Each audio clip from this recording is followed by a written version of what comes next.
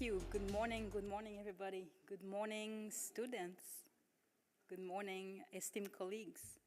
And good morning, all the guests, parents that I'm seeing here today. So I've been asked to give this speech today, this keynote speech today, and I was really proud because I was chosen. I remember I've been in these, shoes before, being a professor, having my research displayed and presented, my research and my students' research being presented by students. So I'm really, really happy to do that today, and I know what you've been through during the summer and on top of that, right? So I think this should be working. Here you go. All right, so again, I am very, very happy to be here today, and I would like to reflect on why we really are here today. And as I see all of those posters being showcased here today, I know, that it is hours of effort, setbacks sometimes, and breakthroughs.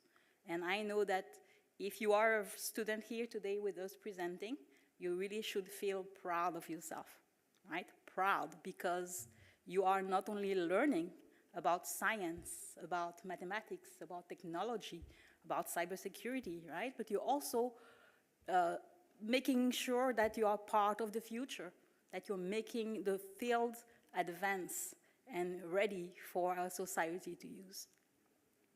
So as I reflect on your journeys as young researchers, I actually, I'm reminded of my own journey, my own path. And this takes me way back, years ago. And I want to share my story with you today. Hopefully it's not going to be too long, So it's all started, as you can see, here in Miami. I was a young female student, immigrant, coming to Miami to study for a PhD in the computer science field, doing research, coming from a field that was pretty different. I studied physics before that. And as you can see, the first few weeks, the first few months were pretty challenging for me, right? So challenge and triumphs have been, spotted my path for the last 20 years. And I'm going to present, hopefully, both. So the first 3 weeks are like that. I put this picture here. I really like this picture because it shows some type of confusion, but still you can see some patterns in there. And the caption here is what I'm dreamed of at night during the first week. And if I recall the first week very well, I remember being a teaching assistant, teaching microprocessor labs at FAU. And I remember not only the difficulties of moving from physics to computer science, which is already a big jump, but most importantly, I remember the headaches at night. Why? Because, again, learning the language was pretty difficult. And I remember that I was thinking to myself, well, undergraduate students, they don't speak the way that I've been taught in my textbooks. And that was really true. I knew textbook English. And that was very, very different. And then there was, more learning and more challenges. During the first few months, I was starting to acquiring, the subtlety of the language, the nuances of the language, while still learning about the technical, facts of back then, computer science. And I remember I used to be with my colleagues in the classrooms, right, working at different types of tasks for research, preparing papers, and etc. And I remember, sometimes they would say words that I've never heard before. Some, words from the local area, right? And I remember things like "dame un break." That's not in my English textbooks. What do you mean? But back then, it was pretty. I was shy, and I was not ready to understand those, and again, pretty shy, too shy to ask. But with the hindsight, that's why I realized that this was a learning moment, right? It was a learning moment where that taught me patience, and being, adaptability. And those are skills that that showed to be very useful in my later career as a researcher, as a security engineer. It was very useful. So it was apprehensive, it was challenging, but I was also very, very excited. And I was very excited because I was working in research in computer science, again, 20 years ago. This is the type of technology we had. So I don't know if you like this phone. No, you can take pictures with that. I was pretty excited because of the field I was in. And I used to work with inspiring professors at FAU. And there was two really distinct branches I was really interested in. AI, so back then nobody knew what AI is. I would have to put artificial intelligence, parenthesis AI before. Now we know, right? So AI and cybersecurity were two fields where I could see firsthand the application of those algorithms we were developing and testing in the real life. So I was pretty excited. And things like, so this is supposed to represent spam filtering. So nobody likes their spam filtering device, right? Because it doesn't work, right? But if it's not there, you'll see the difference, right? So spam filtering was one of those technologies I was working with. Fraud detections, right? In credit card transactions, right? It is very, very important that there are such algorithms that constantly look for you. And so you remember back in the day when you used to maybe fly in a foreign country, and you go to the foreign country, you try your credit card, and it's blocked. But then you have to unblock it, so you use your phone. But your phone is blocked too, because you're in a foreign country. Well, yes, that was us. So it was not, sorry. So it didn't work that well yet.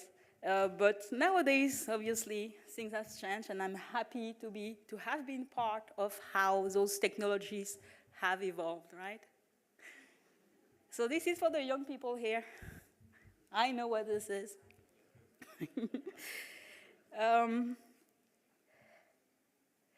Yeah, so the transition from computer science and physics was not very easy. And this is when I really started using technologies that would work for me. And yeah, so back in the days, that was new technology. And I remember, this very new platform that was launched, taking the world by storm, YouTube. Back in 2005, it was a big thing. And, this was really helping me, right? Studying, looking at problems from other perspectives, from other professors from all over the world, seeing videos, tutorials from other students from other universities. And I think that really, really early, I found that this was a great teaching tool. So I used technology, YouTube.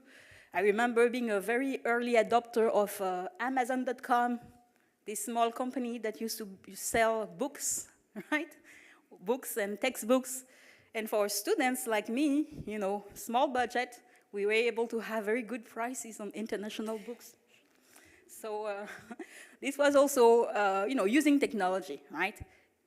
I still continue to, take advantage of this online shopping. But I remember back in the day, I had my parents saying, oh, no, don't put your credit card there. It's a scam. The internet, this is not going to work. It's just a fad, So now we are here. And I remember specifically that, after 1 year here, my husband and I were welcoming our first child. And this was a great blessing for us, but it was also a lot of workload for me, with, full-time teaching and full-time researching, full-time studying, and now I was being a mother. So again, it was really, really important for me to use technology. And I remember that I used the ancestors of online learning, DVD recorded lectures. So I don't know if many of you have been through this, but I had to pick up DVDs every week, going to the library, picking those DVDs, making sure that I polish gently the DVD. You guys don't know what it is, right? Because you don't want to scratch the DVD. If you scratch the DVD, it might not work. You have to go back to the library and get a new one. So you don't want to do that, right? So again, handling those DVDs very carefully was important. You put them in this little box here. That's how you see the lecture from the week, right? And while I was doing that, I was thinking that I'm so lucky because at least I don't have to go back and forth to the university. I can take care of my kid, be there with my kid, enjoy my kid while taking those classes. And I was thinking too, you know, now we have the internet. Why don't we have like these things, you know, synchronous online right now? It wasn't the time yet, but you know, that's what we have today, and I'm very, very appreciative of that.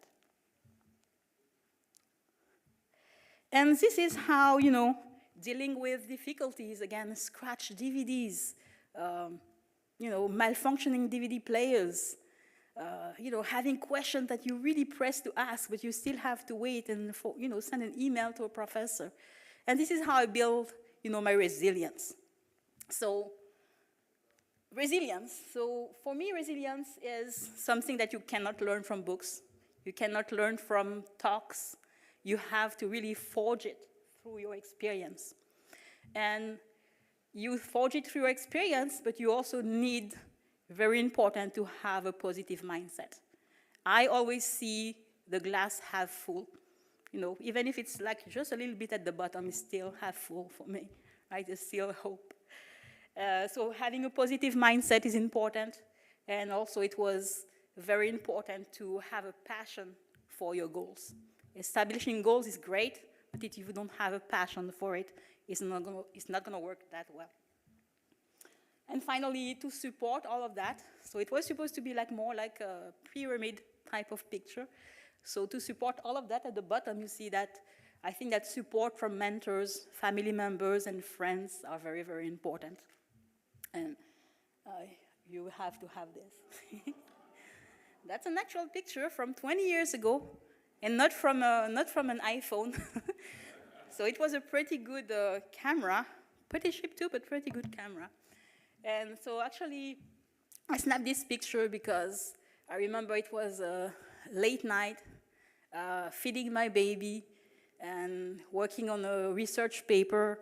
Dad was tired, you know, he has to work double shift and, you know, to feed the family, so he was tired too, but my baby woke up, and I was working on this late paper. I was already pretty tired, so I had to pick the baby up, feed him, making sure everything was fine, and at the end, he gave me this really heartwarming, toothless smile, and this is when I say, yeah, that is my goal. That's why I'm doing this. I know why I'm doing this.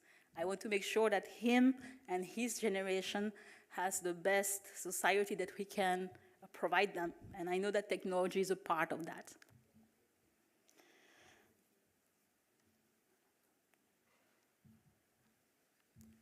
That one is for young guys. So I have for the young, for the older, and everything in between. So that's the imposter. So they used to play this game, you know. And this illustrates really how it was not just challenges that were easily overcome, right? Oftentimes it's incremental, and I remember that have been grappling with imposter syndrome. So what is imposter syndrome? It's really feeling doubt about your capabilities, about your, you know, knowledge and skills, even though you have them, right? It's being, you know, feeling fear of being discovered. And I remember really always thinking that, right? Am I sure that I'm at the right place? Do I belong here? Do I think that, you know, I'm ready for this? And I realized, oops, not yet. And then I realized that it was just a feeling, right? Actually, once you start recognizing it, right, that's when you can learn, and that's when you can acknowledge that it's just a feeling. It's actually a pretty common type of feeling among oftentimes high achievers, right? And why do we have these feelings? I think that's because it shows that you push yourself beyond your limits, right? And because of that, you experience doubts. But this doubt means that you are actually growing. So you should be always grateful whenever you recognize it first, because you can feel it, not recognize it, and you have very bad outcomes. But if you can recognize it, then you can overcome it. So talking about my mentors, so my mentors were really, really influential in my career, in my success. So this is a very successful professor of computer science, only women in the field in FAU back then, and a very successful assistant dean as well. She was very instrumental in helping me, so not only in the classroom, right? Not only in the classroom, but navigating the academic world, which was a very new world for me. Dr. Fernandez, who was also a very great mentor, who was always made sure that I participated in all of those extracurricular activities. Very, very important, right? Not just the coursework is important.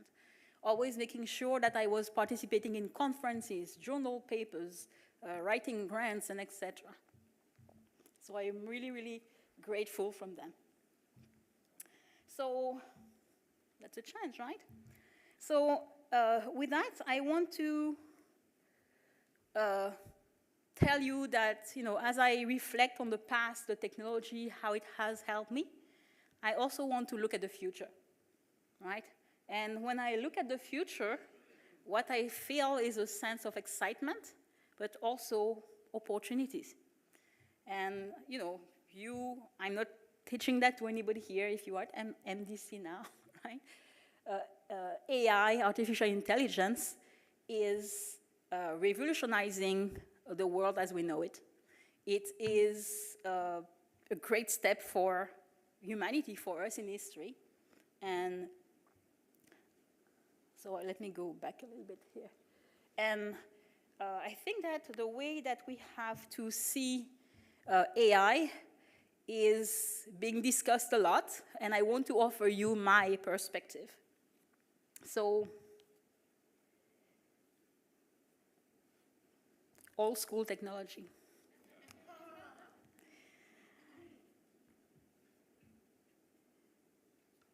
All right. Yeah, so, AI again is a reality now. It's not a fiction anymore. People used to see AI in movies, right? So for the very, very old movies over there, hello, a little bit, later, I remember WALL-E very well with my children watching this. So AI, again, is part of our life now. So nowadays, it's, again, embedded into every activity we do in our lives, right? We all seen the robots. We've all seen the little pets. We all know about the self-driving cars, assisted technologies. We know that those technologies are embedded into our assistant, Siri, Alexa, and it's making our life more productive, right? We love the scheduling, researching information on the spot, doing playlists for us, is very, very useful. We all know about ChatGPT, right? Again, this is representative of generative AI. And from my point of view, it's both a dream and a nightmare, right? For me, for faculty, and for students alike, right? Well, maybe scratch nightmare for students, I'm not sure. And again, it's been recognized that ChatGPT, not just ChatGPT, but generative AI, can enhance students' learning. It can enhance students' learning because they are being, assisting students during their homework, right? Assisting, right? Again, I'm very careful when I say that around my students, right? I spend usually a long time explaining what assisting means, right? So yeah, so they help students learn, they help us make our students learn better, but also I know that, it's bringing fears, right? So yes, there are lots of AI concerns, and again, I'm not here to talk about too much AI today, but concerns about AI are everywhere, right? So you have concerns about the fact that AI is replacing human intelligence, HI, right? Human intelligence being replaced would mean job displacements, and everybody's, thinking about this, and sometimes they are a bit worried about that. Also, there are concerns in ethical thinking, right? How do we make sure that AI is ethical? There's no concern. A few examples in AI was where AI concerns rose were in, for example, the justice system, right? So we have to make sure there's no bias, or at least we constantly strive to remove the bias from the tools, right? Or concerns also in medical system, right? There are a lot of biases too, right? The machine is as good as we make it. And, I'm sorry. But my perspective is that although there are concerns, AI should be seen as a tool. Imperfect tool, but as a tool that will help us as humans, but also as researchers, right? So I like this little picture with the little scientist working alongside with AI. And I think that this is very important for us researchers to understand that, right? To understand that AI has a couple of advantages in terms of data processing. AI can, process data in ways that have never been seen before, right? In terms of speed, we cannot beat AI in terms of, with our human brain, but there are lots of ways where we can beat AI. You have some skills that are typically human, right? So intuition or creativity or, making decisions, right? So all of those are human-only skills, and I think that because of that, AI is not here to replace us, but we can use it as a tool. And finally, I would like to talk about opportunities, because nowadays, again, with all of those data, lots and lots of data, terabytes of data, petabytes of data that are available today, there are a lot of challenges that were not possible to tackle prior to AI. And you've seen that in research, right? In medicine, right? In chemistry. Recently in 2024, the Nobel Prize in chemistry was awarded to a chemist, well, partly awarded to a chemist who did, I think it's AlphaFold, and it can predict the structure of protein, right? So imagine what you can do with that. This means potentially new medicines, new products, and etc. In the field of, so here I put a climate change picture, and no, they are not AI generated, I think. So climate change, right? Think about all of these data that we can gather, and using AI could definitely help us find patterns that probably the human eye would not have been able to discover before. If you look at disaster response, same thing there, right? We can use AI in many different ways. So I see AI as an opportunity. And with that, I want to say thank you. I wish that you learned this lesson today from me. Again, it's my opinion, but I think that AI is a tool. And as humans, we should make sure that we use it to make a better world, but also to make a better world that is just and not biased. And finally, I want to leave you with that quote here. The best way to predict the future is to create it. So again, thank you all students, because you are being part of creating the future today. Thank you.